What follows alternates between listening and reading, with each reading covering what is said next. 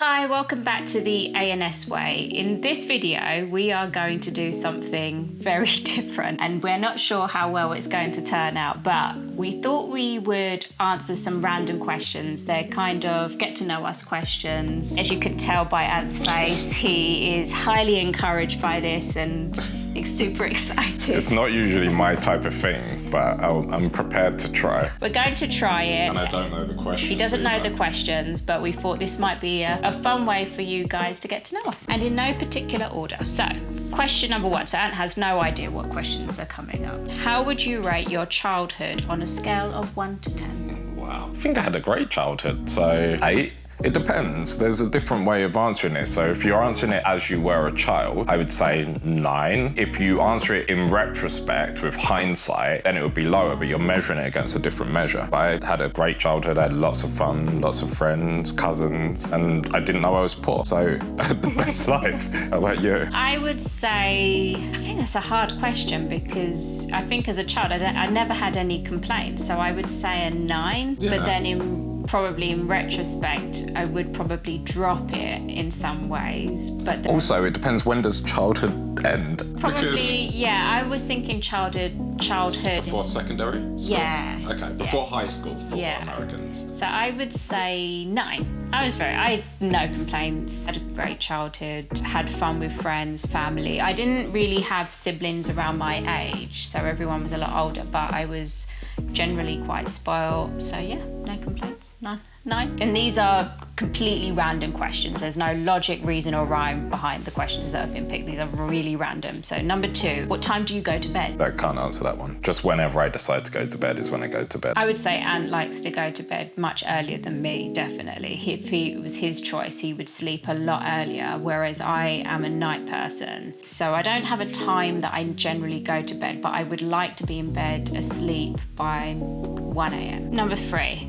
What is your favourite holiday? Probably the first time I went to Florida, because there's so many things you'd have to weigh up. Again, it depends on the time in which you're reviewing it. So you're reviewing it from now or the feeling you had. If I think about the most excited and the best time that I had in that moment, would have been the first time I went to Florida. I didn't really go on holidays that much with my family. My parents were always working, so it was really rare. We did trips to France a lot because we had loads of family, so I can't say I had any excitement of holidays as a child, but I didn't know any better. So for me, all my favourite holidays were definitely as an adult when I got to pick where I went. And one of my favourites was probably when we went to Mexico for the first time. We were in Riviera Maya and just the whole trip. So we did the Eco Water Park there, which was amazing, and we did the cenotes for the first time for my birthday, where we climbed down into this like sinkhole and we swam for ages in deep waters, which was super scary. I can't really swim that well either. And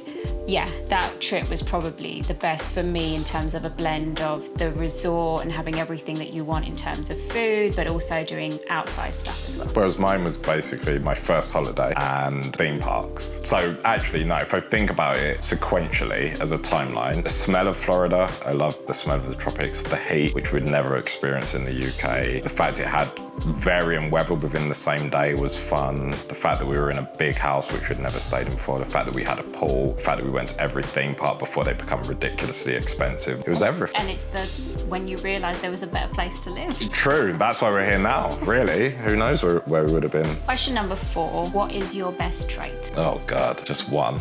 There's so There's many. so many that you could pick from. I would say it's, and I know this sounds like 2, but it isn't, it's objective pragmatism is what I would say is my best trait. I feel like I have a fairly good grasp of objectivity, even related directly to myself, positive and negative. But I see a lot of faults in things, including myself, and I'm happy to apply them to myself and liberally to other people.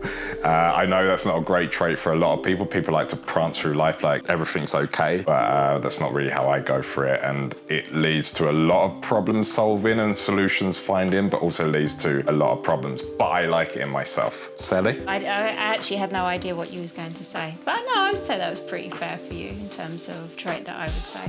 What's my best trait from you then? What I think yeah. your best trait. That's a better question. It should be asked the other way around. We can do that as well. That's the follow-up question. I would say your best best trait is your ability to problem solve in a very kind of pragmatic way. So it's very individual, but I think it's linked to what you're saying actually, but it's the application of it. So for me, what's nice is if there is an issue or a problem or just anything, you're constantly trying to think of a better way. And sometimes you might be harsh a little bit with how you deliver, but it comes from a very good place. So some people will find it difficult receiving advice from him, but as long as you can get out of your ego, get out of your feelings and just listen to what's being said, you're often actually giving advice that can better the person. So it's just difficult sometimes when it's your family and friends and you're saying it to them. Because it feels mean, sometimes. Like for you then? My best trait.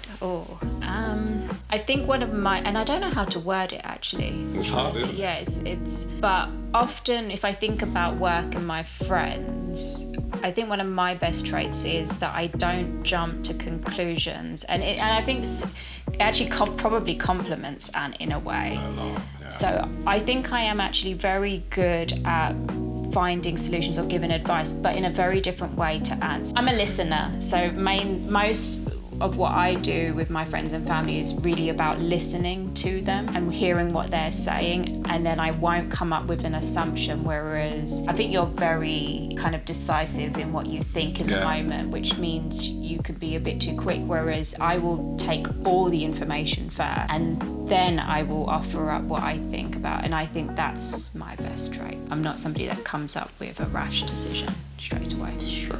I think that it's very similar to what you've said, and I think it is complementary. So your best trait in relation to me is your ability to listen and absorb and come back with something intelligent. And just for some clarity or context, I find that people will do that caring thing where they say, oh, I understand, I get it, it's painful.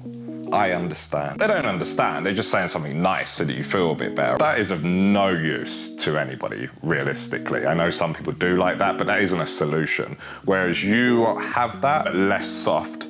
So you then have an actionable kind of response. But because you're more placid and calm, you'll take that time to take in all of the information, whereas I won't. So I think that's what balances us. And I'm not necessarily appeasing someone in the moment. So exactly. There's a difference when somebody just says, I understand, or tries to... Mine isn't that. It's more of I'm trying to get where context is really important, and situational context, how someone's brain works is really important before I react in the moment. That's where I'm coming from. It doesn't mean I don't think that what you've done is absolutely ridiculous or stupid, but it's just before I make that decision, I want to gather the facts first. What was your first job? My first job, that's an easy one. I worked for Sharp Electronics, QA in the David Beckham GX, Sharp GX10. It was probably not the first commercially available camera phone, but it was the first commercially available one that was popular. It was a flip phone, had camera. I mean, if you looked at images now, you can't make anything out. So I QA'd and I also QA'd the GX20, which would have been the follow-up, but there was a gap between them, second or third job. Actually, it was really fun because they had sent a team over from Japan. I think about 30% of the people that were in that office could only speak Japanese. And then there was us that were just QAing for them, and I was 17. I can't even remember how I convinced them to give me a job, but they did, and it worked out, and it was great, it was fun, and that was it. That was the beginning of IT. Yeah. That job. Was that the one that was really far away? In Bracknell, yeah, it was 2 hours away, which was painful, but you have to trade off. If you're not going to finish school and someone offers you a job, you go and do it, because you're going to need it. I was actually, my first job, so my parents... Yeah, what was it? Well, if it's your first job outside of your family, all sports. Yeah. So sports shop assistant salesperson in Bluewater when it first opened. Not that I ever went there to see. I don't know if all sports even exist now, probably closed down. But yeah, it was, but I had work, that's why I was thinking, because my parents had a news agent, so I had a couple, and then I used to work in that for them. And then I also sometimes, my dad used to work, do accountancy for a solicitor's firm, so I used to sometimes work there as well. But it was more like work experience rather than than an actual proper job. So my first paying job was probably all sports, which I hated.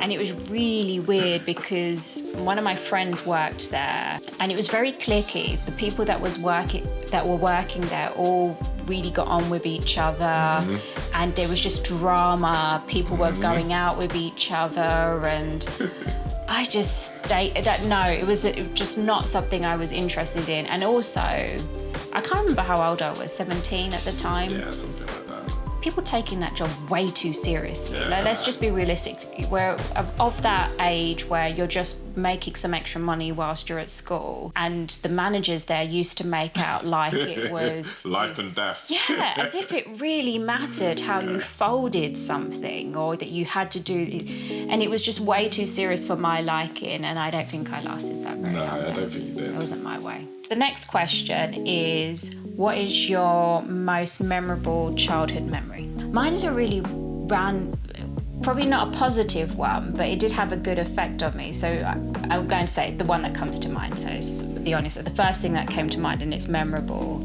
is my mum being upset because things weren't going well with my dad at the time. This is such a wrong memory to have. But in that moment, she did say to me to always make sure about, and I was quite young. I think I was about 5 years old, and she's very upset, and she's talking about money and the position that women get themselves into and feeling like you can't leave. She's still with my dad, by the way. But it's a memory that always stuck in my head, because the point of what she was telling me as a 5-year-old is never to be beholden to another person, your partner, and to ever get yourself in a financial situation where you felt like you wouldn't have the freedom to leave if you wanted to. And bizarrely, as a 5-year-old, it really stuck with me. And there's lots of things with my mum growing up where she just never cared about I always hear people say, oh, you shouldn't say that to your child, it's inappropriate, you've got to... But then where do they learn? Yeah, and shelter them from those things. My mum was not like that, and it always stuck with me, because ever since then I've always thought about making sure I'm in as good a position as I can be, and to never be fully reliant on somebody else. That's a good, you said you prompted, so I'll take a different angle, but the same as you. So what is one of the most impactful memories I have, which is what I would say that is a cycle of, we never had money, but we'd go through these cycles, having a little bit, being poor, having a little bit, being poor. So debt collectors not, debt collectors not. And what that did for me was, I couldn't see, this is me being a child, how any human can be different from another human. So particularly if you grow up in the Western world. So my thing was, I'm in England, we have free everything. How is it that some people work this out and some people can't? There can't be any difference. So I remember the thing of constantly seeing this, thinking I'm never gonna be poor. Like, it's a choice. That's how my brain worked at that time. So it was, I can figure this stuff out. And actually it links with the other thing. I remember being told all of this nonsense about school by people who had done pretty much nothing in life. And I remember thinking, well, if you've achieved zero, why would I listen to you? It's not a good example. So I was like, I'll work this out by myself. So actually that's probably the most impactful, important childhood memory that I have when I look back on it. I was thinking more things like going out on your bike, riding into the forest. So I could think of so many, but that's not really that impactful. But that is, I think that stuck with me being a child. Yeah, so maybe the question is more impactful for us, but my most memorable things as a child are generally the things that have made an impact. Question number 8, what are your worst traits? I have a few of them. I would say most of it comes down to impatience. Is probably the umbrella term. I'm impatient with people. I'm impatient with their excuses. So reasons is what they like to call them. Excuses is what they are. I'm impatient with, if I find somebody irritating, not worth any value, I'm quite happy to just immediately stop the whole thing and just carry on with my life. I don't necessarily allow them to explain the reasons why, or me having to bend to their will. I'm just, my life's my life, it's going great, that's it, and I just move on. So I'd say that's a bad trait. I'm spiky in the sense of my... it's kind of a temper, but it's a temper in the sense of the amount of energy that can build up if something seems like it's wrong or not going right is very rapid before I immediately come off the boil. So that's probably quite a bad trait that isn't that conducive to relationships with people. Nothing in comparison. It's never nothing. Stand there. You crazy. I'm going, he crazy. No. So my worst traits, it's something that I'm genuinely trying to work on, is where Ant is so good with, or bad, it depends how you look at it, with sharing what he really thinks. Yeah. I'm very hesitant with that. I think sometimes that I can be a bit more open, and I'm a bit hesitant to be very honest about what I think in a certain situation, which is not always helpful. But I'm very picky. So one of my other things that I don't think is that great about me, people tend to really like Ant straight away because he's very chatty, talkative. One of my worst traits, I don't have the time for people in that sense, especially when it's small talk or we've just met people. It takes me a while to like people. I'll be nice, but I'm not there to stand for an hour like Ant does, talking about stuff. And then it's like, let's just cut this conversation now and just walk away, but Ant's still chatting away. And he's very open, whereas I won't say much about myself or open myself up that quickly. I'm open with my flaws, my positive. Next question. Where did you grow up? Same place you did. No, you didn't grow there. We were born in the same place. Very close. We actually were born in the same hospital in Greenwich in southeast London, but we lived in two very different areas. Yeah, I grew up in southeast London on a council estate. Yeah, it's fun. I don't know what else I should say. That's where I grew up. I grew up in mostly social housing places until we were a lot older. I grew up actually very close to where you were living, I think initially, in Plumstead, I think. I was born there. So I was born in Greenwich. I was in Plumstead, southeast London for about 9 months, and then went to Bexley Heath in Bexley. So that was a much nicer area. I lived in an area called Upper Belvedere, and it was very funny because it was a thing back then to make a distinction between Upper and Lower Belvedere, which is so ridiculous. And I grew up in, I would say it was probably a nicer area than where you were growing up in, but yeah, it was fine, and we ended up at the same grammar school ultimately. So I don't know how much fundamental difference it makes, but our experiences growing up were very, very different because you had very much the kind of estate life, and I lived on a major road, and it was just very different. We still found each other. Where you grew up is one question, and how you grew up is a different question. That is true, where we grew up was not that far from each other, but massively different experiences. Last question. Do you prefer the city life by the beach or in the country? All of the above. Yeah. We've ended up living in none of the above. If money is unlimited, you would have a place in each. If money is limited, but you can afford any one of them. Yeah, which one would you pick? Oh, I think the beach, only because if you think about the US and actually some parts of Southeast Asia, they are built around towns and cities. So although it isn't a city centre, like a financial city centre with massive high-rises, a lot of the places we go, San Diego, for example, is a city.